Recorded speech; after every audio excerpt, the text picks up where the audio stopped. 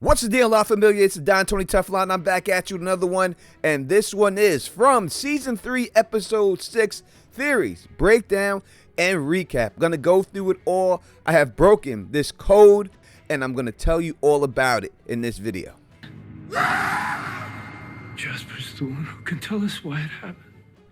The episode starts off with Tabitha and Jim in a heated argument, and I'm telling you, I have been there many times in arguments like this, and it's just a no-win situation. But you know that Tabitha is telling Jim that you abandoned us because you lost yourself in your work, and he's saying that you wanted to leave the family and not try to work it out because it was easier for you just to do that.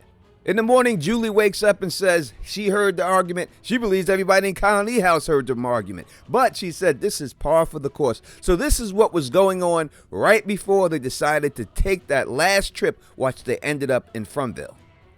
Next, we see Boyd and Jade talking, and Jade's going over the code that he found and why it's significant and how much of it that he's been able to uncover. He also says that he doesn't believe that this is a wormhole, but a dimensional rift.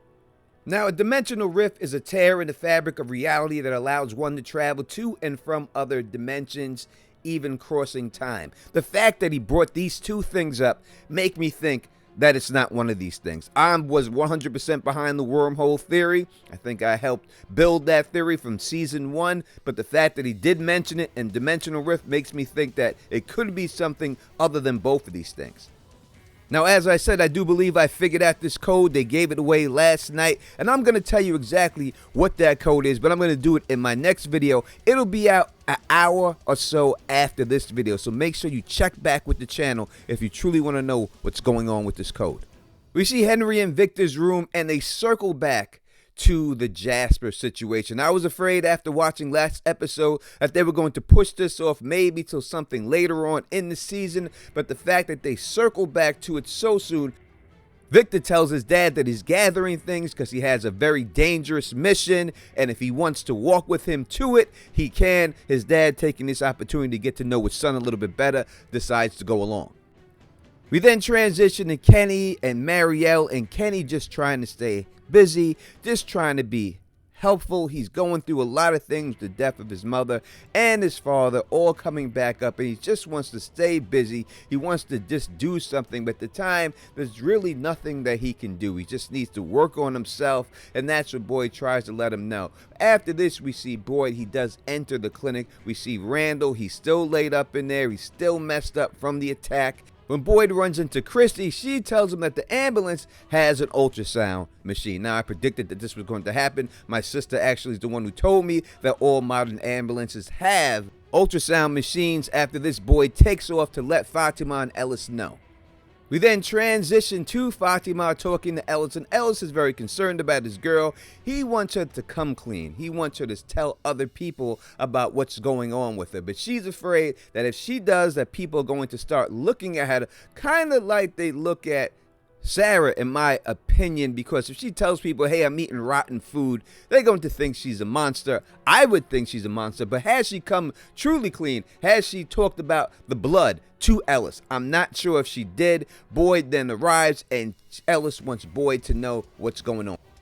Donna is building a grave for Dale. Rest in peace, my man Dale. Didn't have to go out like that. And Tabitha's feeling bad about herself for not being there and able to help people.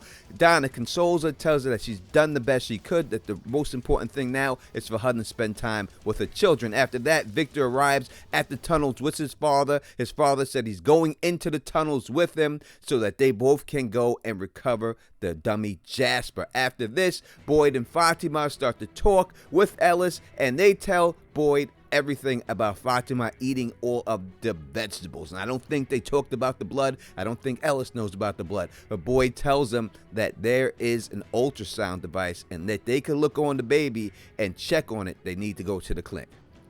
We see Randall in the hospital being attended to by Marielle, and Marielle's trying to make sure his bandages are good, but he's giving her a hard time. I know a lot of people think Randall's on this big redemption arc. I don't see it yet. He's still the same asshole he's always been, but we know that the dude is scared. Him and Marielle need to start talking. They both been through a lot of stuff that they can help each other with, but Marielle just refuses to talk to him. He finally looks at himself in the mirror and sees that he looks like the Joker. Kenny catches Julie smoking weed outside the house. She offers him some. He's like, don't push it. And we can see that this house for Kenny right now is no longer a home. Not without his parents. Everything he does there reminds him of his mother and his father. Just little things keep nitpicking at him. And he needs to get away from all of that. Then we finally see Victor and his father entering the caves. Victor's dad don't want to be there, but they have to go deeper in order to find Jasper. After this, we see paparazzi Elgin take a picture of Fatima before they go out to the clinic to figure out what's going on with Fatima's baby. Elgin, remember, Victor did said he did not trust that guy. There's got to be a reason why he felt that way about him. Jade finds the first bottle tree that we knew about, so that makes 4 bottle trees in all. 2 in Fromville, 2 outside of Fromville. And then Dead Tom is there. Now, a lot of people always wonder, are these people trying to help them, or are they against them? We talk about Dead Tom, Father Kotchery. And at this particular time, he's trying to help them because he tells them, if you really want to solve this, you're going to have to get sober. You just can't be an alcoholic anymore. The Ancouie kids make a return when Tabitha's downstairs with Ethan talking about the fight that happened last night. All of a sudden, she hears knocking on upstairs. She goes up there, and it's the Ancouie children.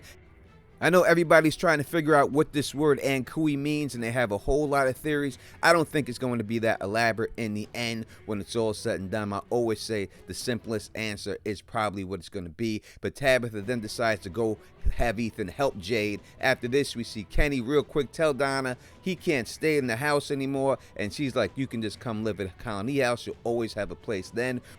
We see Tabitha making it to the bar with Ethan, and Jade is there, and Jade allows Ethan to help him solve this puzzle. And I think that's what you have to do. Fresh eyes always help, even if they're young eyes, especially someone who has a big imagination. I think it's going to help Jade solve this puzzle in the end. Then we transition into the cave scene, which is probably the most interesting scene that we've seen.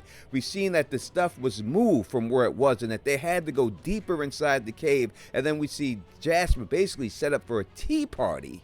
Like, who's throwing tea parties? And why did they stage it like that? Did they know that Victor and his father were going to come there, and that's why they set that stage? Or are they throwing tea parties themselves? But the interesting thing is what the monster says. No, Victor, if you keep coming down here, one of these days, we'll make you stay. The voice of the monster is apparently recognizable by Henry, we see later on in a different scene. So that means that this voice of this monster must be the voice of his ex-wife, because we also see his wife's scarf down there. So I think this might also explain the reason why the monsters are wearing all these old clothes. It seems like most likely they have taken all these clothes from the people who have been there before, and they're rocking these clothes of residents who have been there before, unless they are the former residents of this place. Either way, it works, but it doesn't explain exactly how they're able to imitate Miranda's voice. We have not seen them do that before. Is this a new skill or something that they're just bringing up this season that they've always been able to do? We get to Fatima's baby, and they tell her that there's no baby in her stomach. The ultrasound does not see it. So does that mean that she's not pregnant?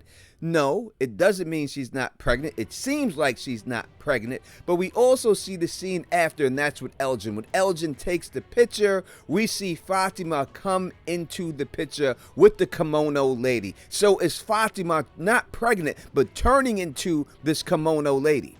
The kimono lady also tells Elgin that, hey, she could save him, not just him, she could save everybody, she can get them to go home. Now, is she being played? Is Elgin being played? We heard the same exact story with Sarah, and we've seen how that turned out. So, I don't think this kimono lady's trying to help. I know she had the hands open and did all that, and people saying she looked like she was friendly.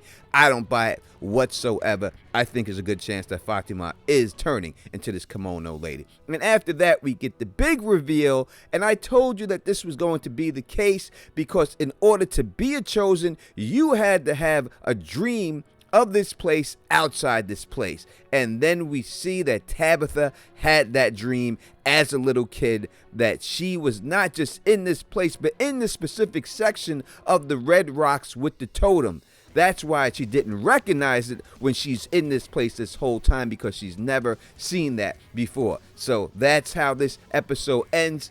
What do you think? You let me know in the comments section. How did you feel about this episode and what questions you have? I'm dropping my video for breaking this code in my next video, which will be up in about an hour after this one. We also have Liz Sonda, Donna, on the stream tonight. Come through the call-in live stream, 8 p.m. tonight, and you'll have the chance to talk to Donna and ask her a question. If you like the way I do this, please thumbs up this, spread this across the realm, and of course subscribe. And until next time, you know who it is. Peace and stay sexy.